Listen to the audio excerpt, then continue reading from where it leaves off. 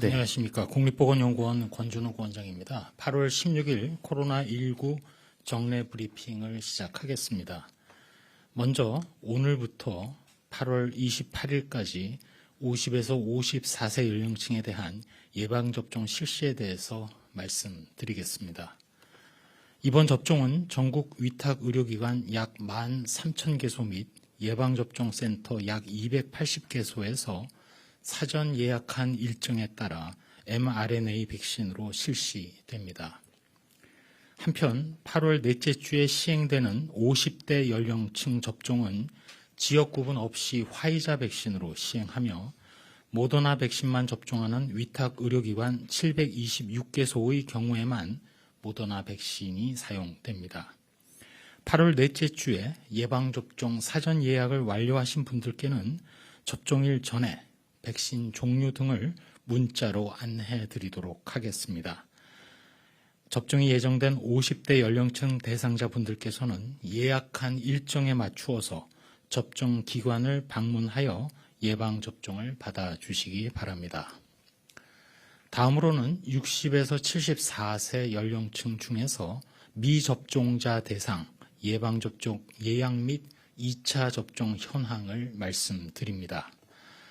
60에서 74세 중 미접종자들을 대상으로 지난 8월 2일 월요일부터 아스트라제네카 백신 1차 예방접종 예약을 받고 있습니다. 아울러서 1차 접종을 완료한 60에서 74세 고령층 대상 2차 접종이 8월 12일부터 본격적으로 진행 중입니다. 8월 2일부터 시작된 1차 예방접종은 예약은 8월 12일을 기준으로 전체 대상 153만여 명 중 35만여 명이 예약해서 23.1%의 예약률을 보이고 있으며 8월 5일부터 8월 25일까지 접종이 진행됩니다. 2차 접종의 경우에는 8월 12일부터 15일까지 나흘 동안 진행된 2차 접종에 당초 예약된 인원 103만 5,780명 중 102만 8,211명이 접종을 하여 99.3%라는 높은 접종률을 보였습니다. 델타 바이러스 변이에 대응하기 위해서는 1차 접종을 마친 모든 분들이 2차 접종을 완료하는 것이 무엇보다 중요합니다. 특별히 60대 이상 연령층은 코로나19의 고위험군입니다. 예방접종을 통해서 본인의 감염은 물론 중증 사망 예방 효과 그리고 나아가서 가족들에게 추가 전파를 차단하는 효과도 얻을 수 있습니다. 한편으로 60에서 74세 연령층의 아스트라제네카 백신 2차 접종 후에 이상 반응 신고율이 0.05%로 1차 접종 후 신고율 0.58%보다 낮은 양상을 보였습니다. 따라서 60대 이상 고위험군은 2차 접종 후 이상 반응에 대한 지나친 우려를 하시기보다는 본인의 건강 상태를 고려하셔서 2차 접종 기간에 접종을 완료해 주실 것도 당부드립니다. 아울러 예약 이력이 없거나 아직까지 접종을 받지 않으신 60세 이상 연령층 분들은 온라인 또는 전화 예약 등으로 사전 예약을 하시거나 예방접종 센터에 전화 또는 방문해서 접종 받으실 수 있으니까 적극적으로 이용해 주시기 바랍니다. 다음으로 말씀드릴 것은 18에서 49세 사이의 예약 현황입니다. 8월 16일 18시까지는 주민등록상 생일 끝자리가 5인 18에서 49세 연령층 예약이 마무리되며 20시부터는 끝자리가 6인 분들을 대상으로 사전 예약이 실시됩니다. 8월 16일 0시 기준으로 10부제 사전 예약 기간이 종료된 920만여 명 중 554만여 명이 사전 예약을 완료하였습니다. 18에서 49세 연령층 전체 2,248만 명 중 그동안 이미 자녀 백신, 얀센 백신, 사회 필수 요원 등으로 접종을 받은 분들이 약 665만 명 정도입니다. 이는 전체 젊은 연령층의 약 30%를 차지합니다. 이를 감안하면 18에서 49세 전체 인구의 접종 의향은 이미 접종을 받은 분들, 그리고 이번 10부제 기간 중에 사전 예약을 완료하신 분들이 차지하는 비중을 추계함으로써 현재 기준으로 이미 70% 이상 수준으로 추정이 됩니다. 게다가 10부제를 통해 하루씩만 예약을 한 상황인데 8월 19일 10부제 예약이 끝난 이후에도 9월 18일까지 한 달간 계속 예약이 가능하기에 18에서 49세 젊은 연령층의 예방접종 의향 그리고 실제 접종률은 더 올라갈 것으로 저희는 기대하고 있습니다. 방역당국은 예방접종 안내 및 접종 참여 홍보를 과학적 근거를 위주로 적극 소통해 나가겠습니다. 예방접종은 이번 코로나19의 4차 유행을 이겨내고 델타 바이러스의 확산을 극복할 수 있는 가장 효과적인 수단입니다. 예약 대상자들께서는 10부제 순서에 따라 서둘러 예약에 동참해 주실 것을 부탁드립니다. 18에서 49세 연령층의 예방접종 후 이상반응 신고율은 0.71% 수준이며 흔하게 나타날 수 있는 근육통, 두통, 어지러움 등이 97.5%로 대부분입니다. 이상반응에 대한 지나친 우려보다는 본인과 주변의 안전을 위해서 예약된 일정에 꼭 예방접종을 받으시도록 당부드립니다. 다음으로는 코로나19 백신 도입 현황입니다. 8월 17일 개별 계약된 아스트라제네카 백신 110만 회분이 안동 공장에서 출고될 예정입니다. 이로써 아스트라제네카 백신 568만 3천 회분을 포함해서 지난 8월 1일부터 8월 17일까지 총 1,151만 6천 회분의 백신이 공급됩니다. 정부는 안정적인 코로나19 백신 공급을 위해서 지속적으로 제약사와 긴밀히 협의해 나갈 예정이며 구체적인 공급 일정은 제약사와 협의되는 대로 신속하게 안내해 드리겠습니다. 다음으로 백신과 관련하여 이상 반응의 신고 현황 주간 분석 결과입니다. 이제까지 전체 예방접종 3,097만여 건 중 이상 반응은 14만 345건이 신고되어 신고율은 0.45%입니다. 예방접종 후 이상 반응 신고율은 초기에 비해 낮은 수준으로 유지되고 있고 지난주의 신규 신고 건수는 1만 2,132건입니다. 신고 사례 중에는 일반적인 이상 반응, 즉 근육통, 두통 등이 95.4%이며 중대한 이상 반응이 4.6%입니다. 백신별 신고율을 보면 아스트라제네카 백신이 0.61%, 화이자 백신이 0.30%, 얀센이 0.67%, 모더나가 0.62%였습니다. 안전한 예방접종을 위해서 다시 한번 주의를 기울여 주실 것을 부탁드리면서 모든 접종 완료자는 접종 후 15 내지 30분간 접종 기관에 머물면서 이상 반응 발생 여부를 관찰하시고 귀가 후에도 적어도 3시간 이상 주의 깊게 관찰해 주시기 바랍니다. 접종 후 최소한 3일간 특별한 관심을 가지고 관찰하면서 고열이 있거나 평소와 다른 신체 증상이 나타나면 바로 의사의 진료를 받아주시기 바랍니다. 특별히 아나필락시스가 나타나면 즉시 119로 연락하거나 가까운 응급실로 내원하셔야 합니다. 화이자, 모더나 백신 접종 후 심근염 또는 심낭염 의심 증상이 나타나면 신속히 의료기관의 진료가 필요합니다. 아스트라제네카, 얀센 백신 접종 후 드물지만 혈소판 감소성 혈전증 또는 퀼리안바레 증후군이 나타날 수 있습니다.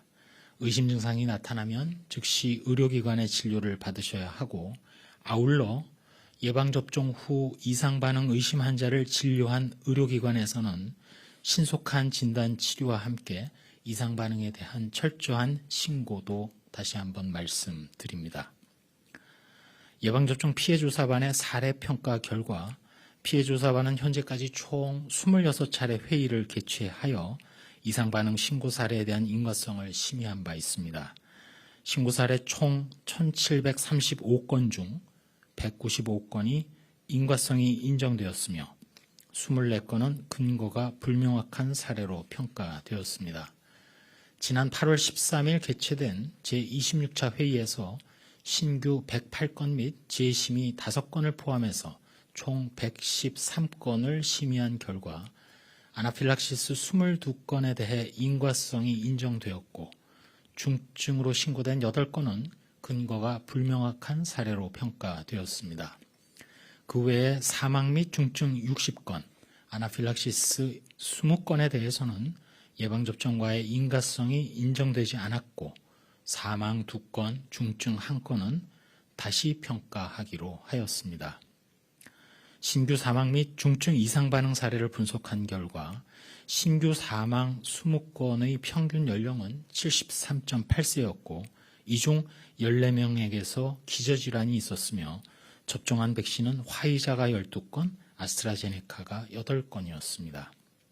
신규 중증 신고 사례 46건의 평균 연령은 66.1세이며 이 중 40명에게 기저질환이 있었고 접종 후 증상이 발생하기까지 평균 소요기간은 9.2일, 접종한 백신은 아스트라제네카 21건, 화이자 21건, 교차 접종 1건, 얀센 2건, 모더나 1건 등이었습니다.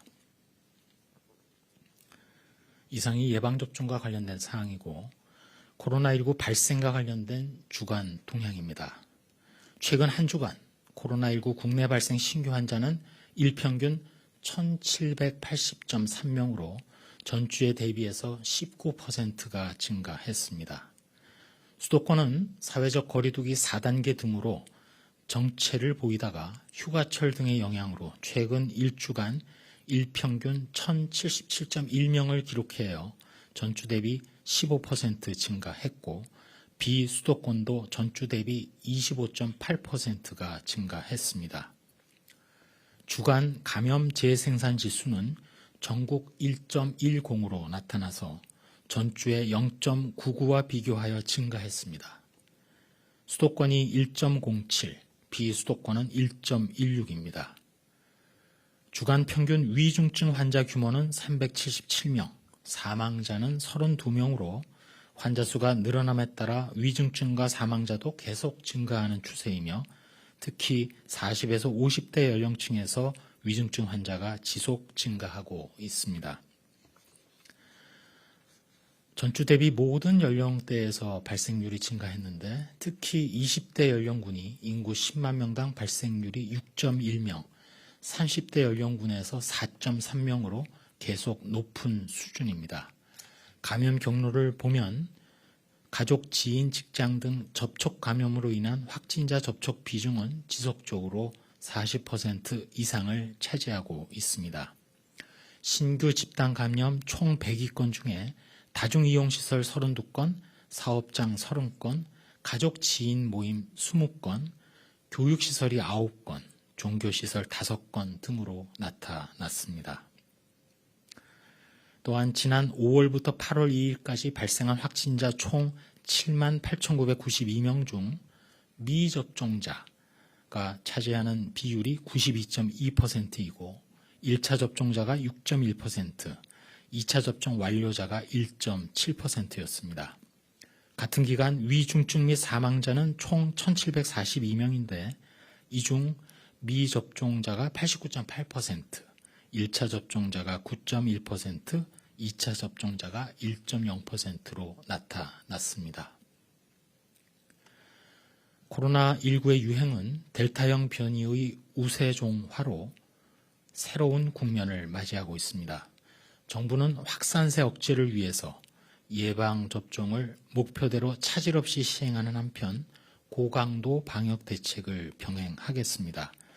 거리두기 이행력을 높이기 위해서 현장 점검을 강화하고 위반 시 무관용 차원의 처분을 실시하며 무증상, 경증 조기 발견을 위한 선제적 검사를 강화합니다. 광범위한 접촉자 범위를 설정하고 밀접 접촉자에 대한 추적 관리를 강화하며 요양병원 등의 출입자 관리 강화, 그리고 고위험 사업장이나 다중이용시설, 종교시설 등의 현장 점검도 강화할 예정입니다. 마스크 착용, 손 씻기, 잦은 환기, 산밀 환경 개선 등 방역수칙 준수는 여전히 코로나19 델타 변이 예방에 가장 효과적입니다. 예방접종 역시 감염 및 위중증 사망 예방에 큰 효과를 보입니다. 따라서 국민 여러분들께서는 코로나19 예방을 위해 여러 차례 반복해서 말씀드립니다만 마스크 착용 및 손 씻기, 1시간마다 10분 이상 환기, 지역 간 이동 모임 외출 등 최대한 자제하기, 불효불급한 약속 및 집단 행사 취소 등 기본 방역 수칙을 계속해서 철저히 지켜주시고 조금이라도 의심 증상이 있으면 즉시 검사받기, 또한 서두에 말씀드린 대로 적극적으로 예방접종에 참여해 주시기 바랍니다.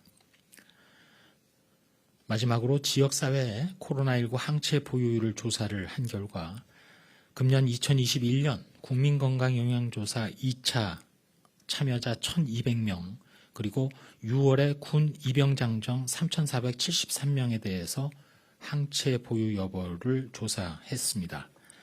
그 결과 지난 4월부터 7월 16일까지의 국민건강영양조사 참여자 1,200명 중 4명, 그리고 육군훈련소 입영장정 3,473명 중 18명의 항체 양성자를 확인하여 국민건강영양조사 참여자에서는 0.33%, 6월 군 입영장정의 경우에는 0.52%의 항체가를 확인했습니다. 전문가들과 논의한 결과 국민건강영양조사 2020년의 조사 결과인 0.09%에 비해서 분명한 증가 추세를 보였습니다. 다만 실제 발생과 우리가 발견하고 있는 확진자의 규모 사이에 큰 차이가 있지는 않다는 의견을 모았습니다.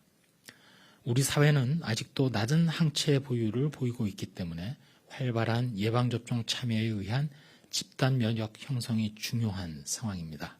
앞으로 저희 당국에서는 수도권 등 유행지역 일반 주민 15,000명에 대한 항체 조사를 추가적으로 진행할 계획임도 말씀드립니다. 네. 이상입니다.